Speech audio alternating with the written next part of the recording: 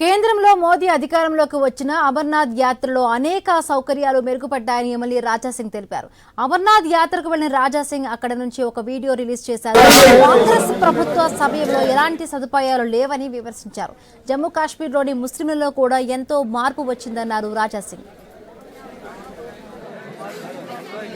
గతంలో కాంగ్రెస్ గవర్నమెంట్ ఉన్న సమయంలో ఇక్కడ రోడ్డు వ్యవస్థ కానీ ఇట్లాంటి కూడా భోజన వ్యవస్థ కూడా లేకుండే. కానీ ప్రధానమంత్రి మోదీ గారు అంటే బీజేపీ గవర్నమెంట్ వచ్చిన తర్వాత 2014 తర్వాత ఇక్కడ మంచి రోడ్డు వ్యవస్థ అయిపోయింది.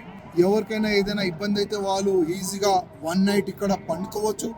ఆ విధంగా కూడా ఒక మంచి వ్యవస్థ ప్రధానమంత్రి మోదీ గారి ఆధ్వర్యంలో ఇక్కడ జరుగుతుంది.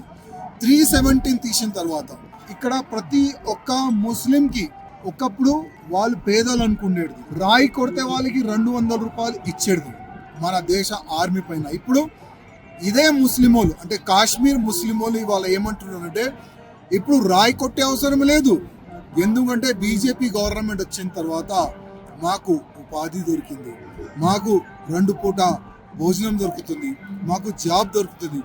ఆ విధంగా ఈ 45 డేస్ నడిచే ఈ యాత్ర చాలా అంటే చాలా మంచి వ్యవస్థ.